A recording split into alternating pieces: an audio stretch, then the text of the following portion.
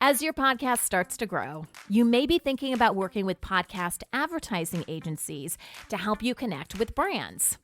Working with agencies can definitely put you in front of those brands, but how does this impact your bottom line? And what are some other things you should consider before you sign on that dotted line? Today, we're going to give you some great tips for working with podcast advertising agencies.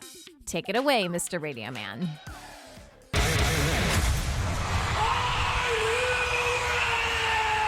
Podcast Your Business. Hey, everybody, and welcome to another episode of Podcast Your Business. I'm Sunny Galt. I'm a podcast coach and mentor, and I've been doing the whole podcasting thing for about 17 years. I am also the founder and CEO of a company called Independent Podcast Network, and you can check us out at independentpodcast.network. We produce a ton of free content because we believe that if you want to podcast, it should be easy to get your show up and running. So I've got free courses. We have blog posts that come out every week. All of these podcast episodes are available there. Free handouts, everything at independentpodcast.network. But today, I am here to help you create amazing podcasts, specifically for those of you who are trying to incorporate this into your business. And we do this by mastering The 5 P's of podcasting. Yeah, so the 5 P's are prep, plan, produce, promote, and profit. And this is what I teach in those free courses that I was just telling you guys about, available on the website. If you want to have a successful podcast, these are the 5 P's that you have to consider. You need to know a little bit about all of these different areas. And when we do episodes for Podcast Your Business, we pick a topic and it always falls into one of these P's. So, Mr. Radio Man, which of the 5 P's are we talking about today? Profit. That's right. Working with brands and running ads on your podcast. Well, it's all about making a profit, making some money, right? The question is, are you or someone from your team going to be selling the ads and working on the ad campaigns? Or are you going to have some sort of ad agency represent you? Now, just to give you a little bit of background about me, I have sold my own ads. I have also worked with both large and small agencies, ad agencies, and I have seen what happens and what can happen firsthand. Some of these lessons, honestly, I had to learn the hard way, which is why we're doing today's episode, because sometimes that's not a fun lesson to learn. Sometimes you lose money, sometimes you lose contacts, sometimes you just lose a little bit of face.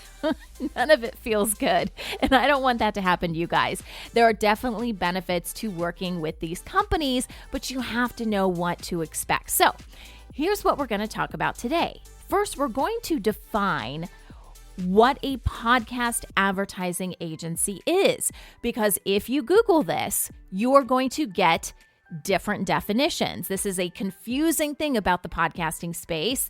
It really shouldn't be confusing, but it is. So we're going to break that down for you so you know exactly what these groups do. We're going to talk about the pros and cons of working with these podcast advertising agencies, because as with any decision you make for your podcast or for your business, there's going to be pros and cons. And what you have to figure out is, do the pros in your specific situation outweigh the cons? Next, we're going to talk about what questions you should ask a podcast advertising agency if you are considering working with them, because there's some key stuff that you really need to know. And I don't see this talked about in very many areas. So we'll go over that. This is my personal list, okay? And then I'm going to share with you how our podcast network, Independent Podcast Network, or IPN, how we work with podcast advertising agencies. Because it may be that you get to the end of this episode and you're like, holy cow, that's a lot.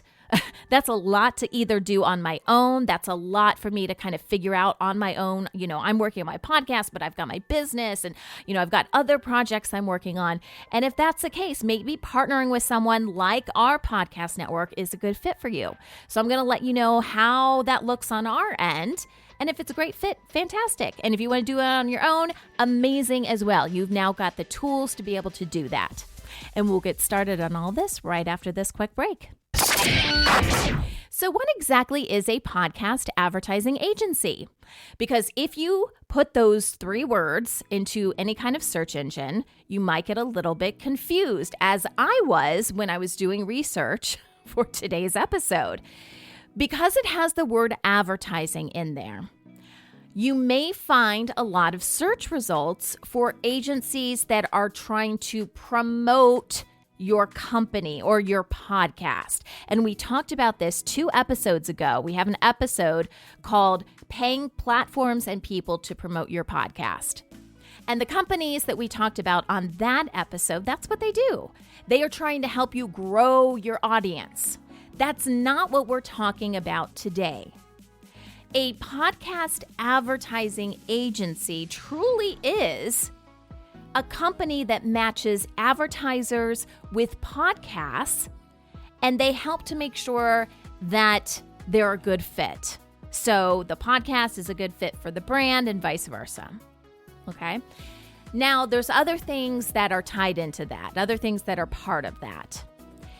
So it may not just be about connecting you with advertisers. A lot of the times they are your main person that you're going to, okay? So they are the middleman. And don't view middleman necessarily as a bad thing. There are some things to look out for.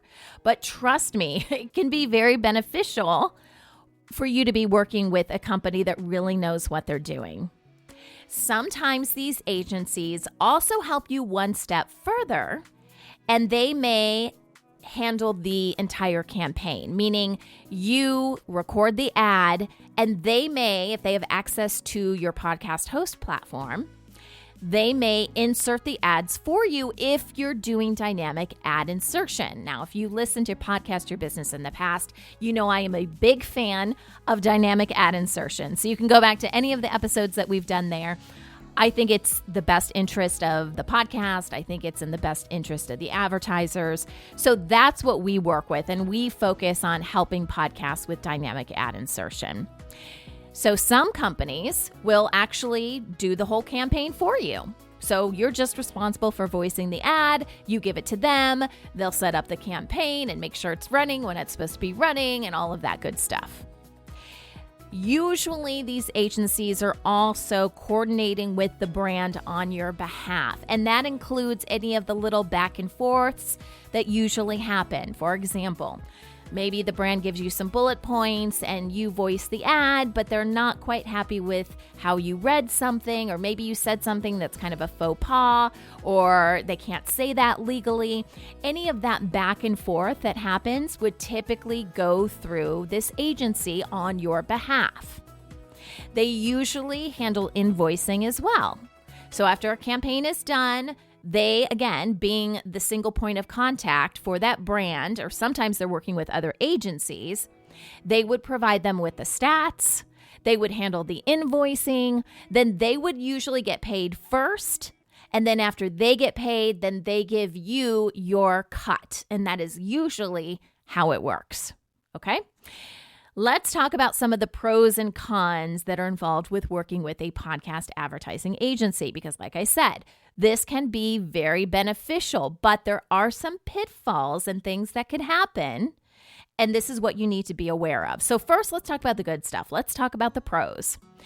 The pros are, if someone else is handling finding advertisers for your show, in theory, that allows you to not worry about that and just focus on your content.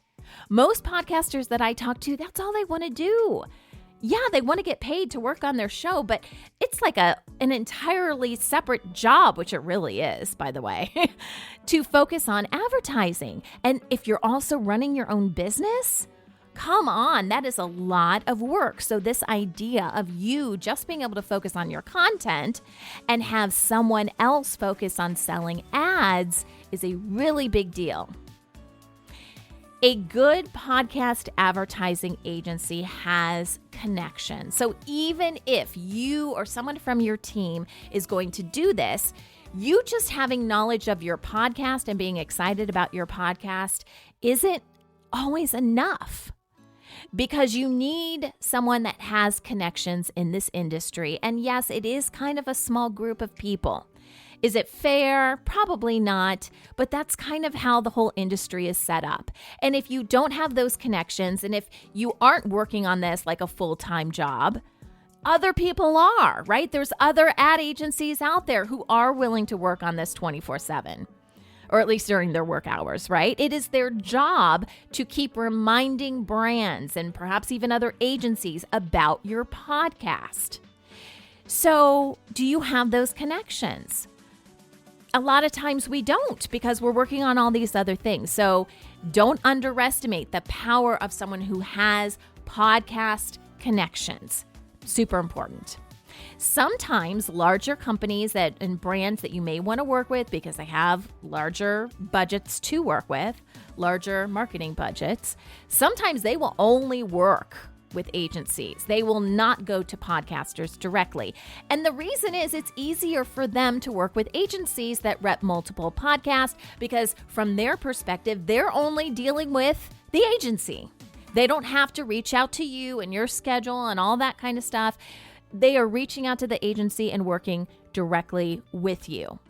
And that's very appealing to them. So sometimes they just won't go to the smaller podcasts. And then if that's the case and you're not working with an agency, then you may never get in front of those larger advertisers if that's important to you. Maybe it's not. I will tell you from experience, the best ads and the best relationships that I have had with advertisers were not large companies. These were, I don't know if I would call them mom and pop companies, because you do have to have a little bit of a marketing budget in order to do this. Sometimes you work with really, really small businesses, and then it's not usually a good fit. What I have found, it's not usually a good fit because they are expecting a huge return on their investment because every advertising dollar is so important. So what I have found is that more of the mid-range companies, so maybe they just graduated from the mom and pop phase, and have had some success with their companies, but they're still small enough so that you can call up the owner or call up the head of marketing. And it's really easy to, set up the campaigns and talk about the campaigns and things like that. Honestly, those have been the best advertisers for the parenting shows that I work on. Those have been my favorite. But if you have it in your head that you want to work with a huge company, a brand name company that everybody would know if they heard the name, you're probably going to have to work with multiple agencies. You will probably have an agency. They will have an agency that reps them. And that's just kind of how it's done. Also, on the pro side of stuff, you're going to have less paperwork and less invoicing. I view that as a pro. That is not my favorite thing to do. Just one more thing to add to the list, right? So if you are not all into, invoicing, because you may have to invoice multiple times for a campaign, you usually will have some sort of contract, even if it's something really simple to go back and forth with the advertiser on. If that is not your bag, if you do not want to have to worry about that, then I do recommend going through an agency, because the agency, you will have a contract with the agency, but then the agency will take care of all that other stuff for you. And then you receive a check. Okay, so that's kind of nice, right? There is also a buffer between you and the advertiser. There's someone else involved, right? This agency is now involved, just in case you run into a situation where an advertiser refuses to pay. Let's talk about this for a second, because this is a very real thing. Based on my personal experience, anytime I've worked with an agency, it may take them a long time to pay, especially the larger companies, because there's more agencies involved. And then, the brand pays their agency, which pays this company and that company. And then it comes back to your agency. And then finally you get paid. It could take 6 months, 7 months before, and this is after a campaign is completed, for you to get that money from a large advertiser. I had a situation where it was my podcast. A advertising agency reached out to me on behalf of a brand that they represent and said, our company, XYZ, I'm not going to mention their name, would like to work with you. And because they reached out through our website, I was already, we had our own agency that we were working with, but it was not an exclusive relationship. So any other deals or campaigns that I came across, if I wanted to handle the whole campaign and do everything, the contracts and everything like that, I still had the opportunity to do that. And I thought, okay, well, things aren't too crazy right now. I'll go ahead and, I'll do this campaign on our own and I'll keep more money. That was my thought process. But I was working with, again, their agency, the brand's agency. I just didn't have an agency on my end. And I will tell you, it was not the best experience, first of all. There was a lot of back and forth. This was a situation where it wasn't just a podcast ad, but they were actually coming on our show. So they were going to be a guest on the show. We were also doing a blog post for them. And so there was some collaboration that needed to happen. There was also a bit of a language barrier. And it kind of just made for kind of awkward conversations. And their agency was doing the best that they possibly could. But honestly, I think they were just a difficult client. This brand was just a difficult client to work with. So we ended up doing everything. We had a contract. We ended up doing everything that we said we were going to do. And that included running the ads for, I can't remember, maybe 3 months on our various podcasts. That included doing a podcast episode with them as well as the blog post. And I did make a mistake and I should have invoiced more often for the work completed. I got like a month behind in invoicing or whatever. But long story short, they never paid us a cent. Not one penny. And we're talking about over $2,000 in advertising. I was so frustrated and I kept going back and forth with their agency saying, what is going on? And apparently the brand cut off all ties with their agency as well. It was a nightmare. And obviously from their agency's point of view, it made them look bad. The brand looked horrible. I must have emailed the brand directly because I had direct emails because they were coming on our show and things like that. I must have emailed them like 10 different times. I threatened things with a Better Business Bureau. I did everything I possibly could. But in the end, was I going to take them to court? Like, it was just not something that I even had time to worry about. And I know that if I had had a buffer, someone on my end, another person who wasn't going to get paid on our end, the whole situation would have turned out differently. Okay. So having an agency on your end who is also not going to get paid, it's almost unheard of. I've never had a situation where an agency we have partnered with, the brand didn't pay. Like I said, it may be late, but they've always paid. One more pro that I wanted to mention, and this doesn't always happen, but sometimes the podcast advertising agency you're working with also has an account with a podcast hosting platform. And because it's easier if all the shows that they're representing is on the same platform, sometimes they will give you podcast hosting included for free. So it is definitely something to look into. It's not always offered, but I wanted to throw that in there as a possible pro. Now let's talk about some of the cons, okay? These agencies usually only work with podcasts that have quite a bit of downloads, and they usually look at it as downloads per episode. I'm not sure why they don't just look at monthly downloads because a lot of them work with dynamic ads, but a lot of times they are asking for between 10,000 and 20,000 downloads per episode. Y'all, that is a lot. I mean, I've been at this a long time and none of my shows have ever reached that number before. Sometimes the agencies that I've worked with, I've got in, they were a smaller agency in the beginning. And so I was able to work with them and, kind of finagle things. But a lot of times, if you just do a search and you start calling up these, advertising agencies, that's what they're going to tell you. And they will not entertain any talks if your show isn't getting those numbers. That's another reason, by the way, that I started Independent Podcast Network, because I was like, that's ridiculous. We need to be able to work with smaller shows. And I'll tell you more about that later. So that may be a deterrent, right? Okay, but I just want to throw that out there. Maybe you can get in some way, but a lot of times they want a lot of downloads. They also take a pretty hefty commission. Now, the amount of money they take out is dependent on what they are doing for you. Are they just selling the ads? Are they also inserting the ads into your show? Like, what are you going to have them do? But I would say in general, it's usually between 30 to 40% commission. There's not usually any kind of retainer fees, so you don't have to worry about just paying them even if they're, not going to get you anything. They don't make money until you make money. But still, 30 to 40% can be a lot, which is why when that one company came to me, I was like, oh, I could do this. Doesn't everybody want to save 30 to 40%? So know that they're going to take a commission, a pretty big commission. There's also sometimes a communication gap because anytime there's a middleman, there is an opportunity for things to fall through the cracks.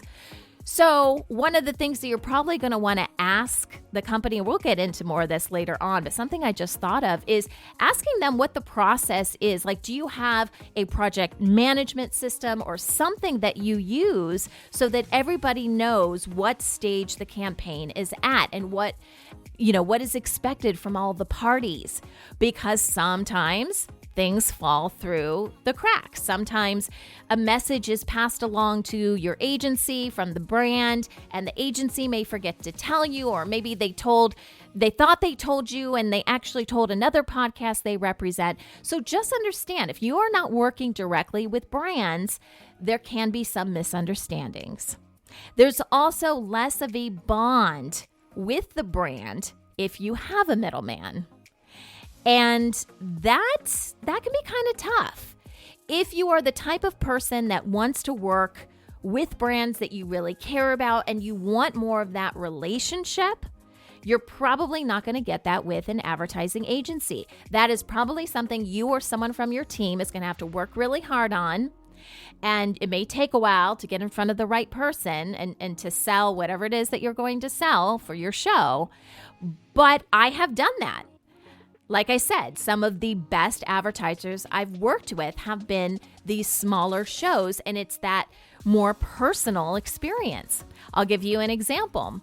For our breastfeeding show, which is called The Boob Group, every year we would go to the ABC Kids Expo, which is usually in Vegas. They move it around sometimes, but it's such an excellent opportunity to get in front of big brands and smaller brands too.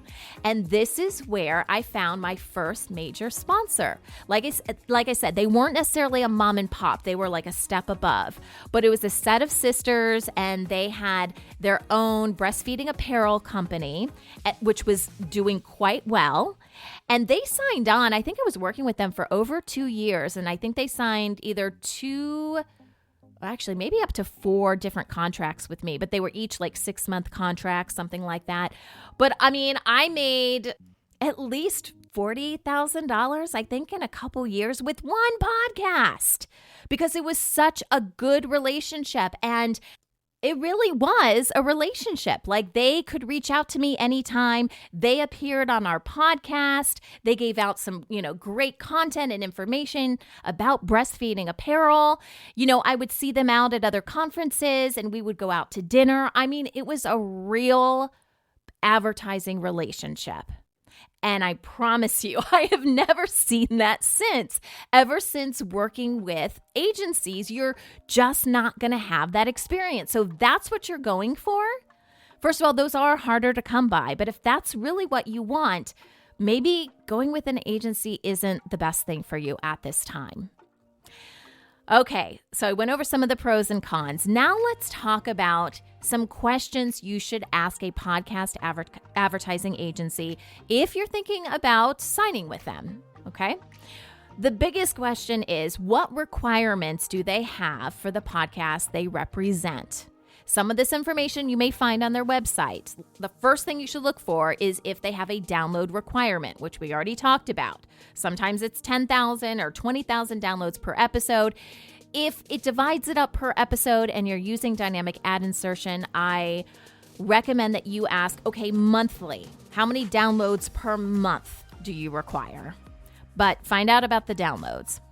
Find out if there's any other requirements, like do you have to actively be producing new content?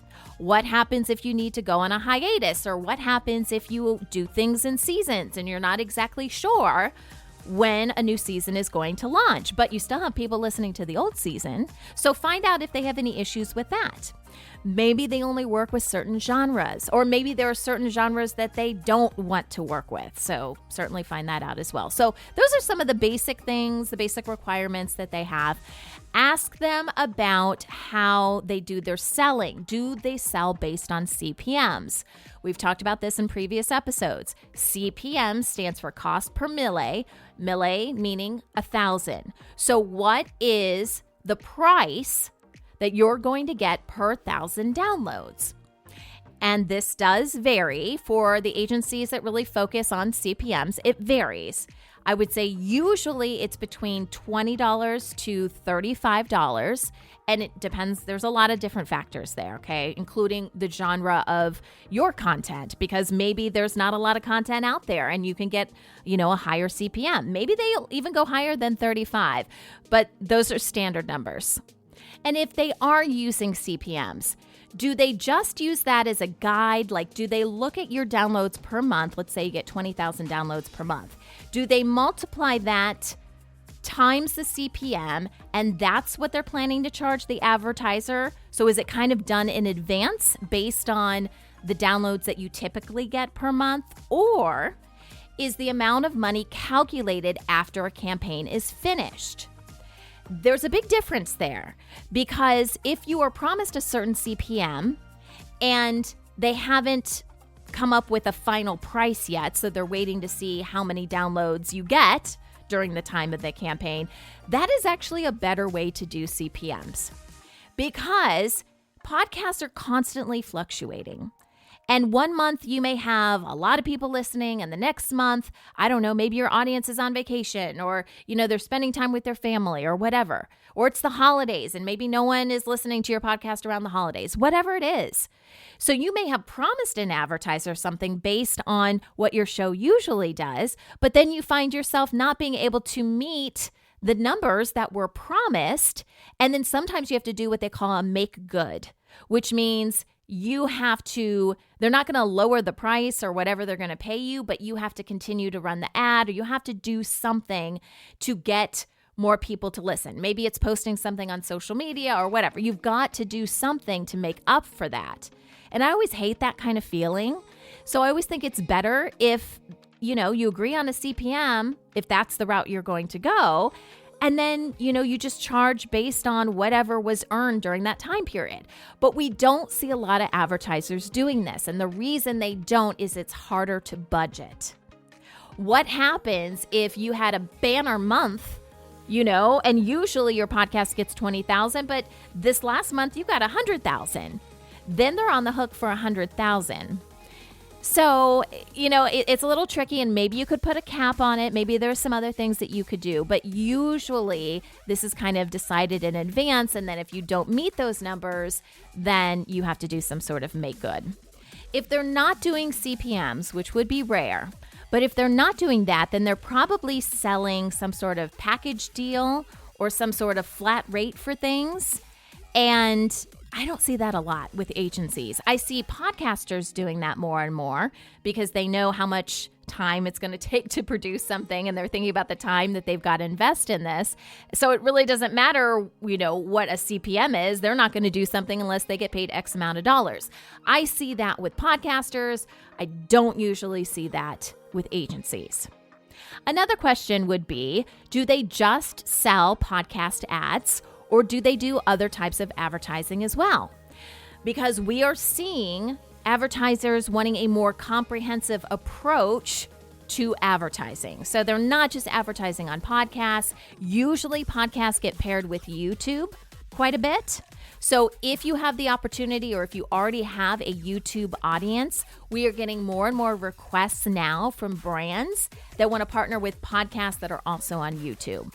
But this can also extend to social media, newsletters. Maybe you've got some sort of online community group or something like that. it's great to be able to package things together. So that's another great question to ask an agency. Do you just sell podcast ads, or are you willing to incorporate some of these other things so we can all make more money? Another really important question to ask, which this is one of those things that I had to learn the hard way recently. You guys know how long I've been doing this, and I'm still learning and still growing.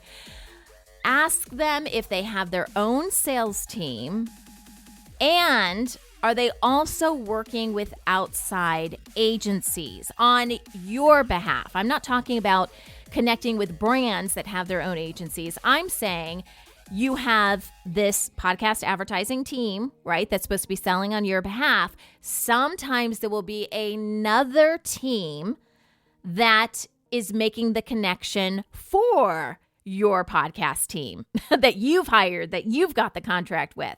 Now, the reason this is really important, a couple different reasons. First of all, like I said earlier, the more cooks that are in the kitchen, sometimes the more problems that you have, especially when it comes to getting paid for a campaign, because they all have to pay one another, and you are probably the last to get paid. So if there are multiple agencies you have to go through even on your side, that could be a problem. But one of the biggest problems I see is that the more people that are on your side in order to make a deal, the less money you're going to make, because the advertiser, the brand, is not going to pay an arm and a leg to each of these different groups. They have a budget in mind, and usually it's comparable, and everyone else is taking a portion of your pie is how I see it, because these people do not make any money unless you are producing good content. And I personally think that podcasters should get paid a lot of money to be able to do that. Not all these in-between people, and let me do you a favor, and you know this person, so I'll give you X amount. And by the time that it gets to you, you're not getting the $20 to $35 CPM. You are getting 15 or less. So make sure you know who is actually doing the selling. Is it just their team? Are they working with other agencies? And also, if you get to the point where they are finding campaigns for you and they are quoting you CPMs, like, oh, if you do this campaign, it's X amount of dollars, make sure that's what you're going to make. Because I've also had it where they throw out numbers and it is not what you're going to make. It's what your whole side is going to make. And sometimes you don't know how many players there are. And by the time you get your money, like I said, it's like $15 or less, CPM. So know who's involved. Also ask them, and this is a big one too, do they require exclusivity in order to work with them? I've done this both ways. I have worked with agencies that said, yes, you have to be exclusive to us. And I've worked with agencies that have said, no, you do not have to be exclusive with us. You can work with other agencies as well. Bottom line, whichever route you go, always make sure you, meaning you or someone from your immediate team that's part of your podcast, you can still sell your own ads. Do not sign with anyone that tells you you cannot find advertisers yourself, because I promise you at some point, if your show is successful, people will reach out directly to you. Like I gave the example earlier, through our website, I have a section that says advertise. I get people reaching out to us. Now, a lot of times I choose to pass that along to the agencies that we work with, but if I wanted to, for whatever reason, if I thought it was a good opportunity, I'm working with one right now. And it was a longer campaign. I've worked with them before. It just made sense for me to take that on. And I would feel horrible if I had to pass that along to an agency. So make sure you can still sell your own ads. I think right now, based on the industry and where it stands, and sometimes it's hard to secure these kind of deals, I think it's best for you to be able to work with multiple agencies. That's how I personally feel. However, I will say some of the largest agencies out there will not allow you to do that.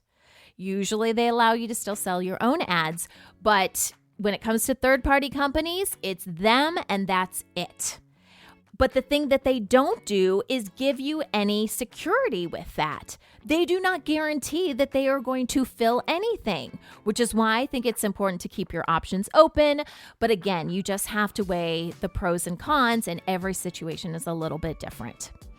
So the last thing, because I know I've been talking for a while now, but I really wanted to go through and tell you how this works with my company, Independent Podcast Network. Because as I mentioned earlier, this is why I started Independent Podcast Network, is I saw a need out there because I am very much an advocate for small to medium-sized podcasts. I know how hard you guys work. I've been in that position before, and I know that there are far less opportunities for the smaller shows because the ad agencies, everybody, the sponsors, they're all going after the bigger shows. But that's not necessarily the best answer. But the way the whole system is set up is that you have to have a big show in order to be playing in this game. So what we have done at IPN, we work with media buyers, we work with ad agencies, we work with other podcast networks. I've worked with independent sales reps. We do not have exclusivity at all because I think it's important to keep options open. We allow the podcasts that are part of our network to do their own selling as well. And we work with all of these different types of people to bring in ad campaigns because we want as many people as possible selling your podcast. That just makes sense. Again, this is a game of relationships, and you need to keep your options open. So we work with these companies on your behalf. Again, you can still work with other third-party companies. You can do whatever you want, but we are also doing this on your behalf. We do require all the shows that we work with to do dynamic ad insertion. Like I said before, it is just the way to go if you're really serious about this. It is better for you. It is better for the advertisers. And if you aren't familiar with that, first of all, I have a whole course that teaches all about dynamic ad insertion. So you can go to our website and check that out for yourself. But you have to have a podcast hosting platform that allows you to do dynamic ad insertion. So we, meaning IPN, we provide you with a free account. Remember how I said sometimes podcast hosting is included? It is with us if we bring you on board and we're able to sell advertising for you. And we even go one step further because we know that a lot of people don't have their episodes set up for dynamic ad insertion. So we do that process for you. It's a process of going in and adding ad markers to any episode you've released prior. We do, and we have to pay for that out of our own pocket, but we do that for the shows that we really believe in. So we get you set up for dynamic ad insertion. You don't have to pay a thing for the hosting. We also require that all shows run programmatic ads as well. So those are ads that if we are not able to find a campaign for you, that a different type of ad goes in there. These are more generic type ads. They're still quality ads, but those ads would fill the spot because we have to make money because we're spending money on you, right? So we do require that the shows run programmatic ads. But then we are your single contact for all of these types of advertising requests, regardless of where it comes in. We work directly with those agencies, with the networks on your behalf. And the only person you have to connect with is us, is our team. You voice your own ads, you give them to us, we upload them to your account, we run the campaigns for you. We, again, make any kind of connection back and forth with the agency or with the networks, and then they are paid for the campaign, we're paid, and then we pay you guys for the campaign. And that is how it works. So some of you listening to this, I know I gave you a ton of information today. Maybe some of you want to make a go for this. Maybe you want to reach out to these companies yourself, these podcast advertising agencies. If that's the case, go for it. Do your homework. Do whatever's going to work for your show. But if you fall into the category of, oh my goodness, I just want to produce, my show. I want to create good content. Yes, I want to make money with my podcast, but I don't want to, this is not a second job for me. I need someone else to do this on our behalf. Well, if your show is bringing in 5,000 downloads or more per month across all of your episodes, so it's a lot less than the 10,000 to 20,000 per episode. If your podcast is doing that, then please reach out to us because I think we can help you. All right, guys, thanks so much for checking out today's episode. I hope it was helpful. For those of you that are kind of on the fence, maybe you're thinking about working with an agency, and you're like, I don't really know what to expect, and I still want to have control over my show. Hopefully, I gave you some nuggets of information that will help you as you make this decision. And I do have a free handout for you guys. So if you guys are going to start to work with advertisers, then you need to know how to write ads, right? And so I've got a free download for you, and it goes through the 4 different things that I consider when I'm writing podcast ads. I use it every time I'm sitting down to write an ad, and I think it's really going to help. So I will include the link in the episode description. And it's all on our website. So we've got a ton of free resources. Again, the website is independentpodcast.network. We've got free blog posts that come out every week. New posts come out every week. All of these podcast episodes are available on our website. We've got videos, more free handouts. I've got whole courses that used to be behind a paywall, but I opened it up because I want all of you guys to be able to benefit from it. And I don't think it should cost an arm and a leg to create a podcast. I don't. I want you guys to get your voices out there. And so, again, check out the website for more information. Until next week, remember, you should start a podcast.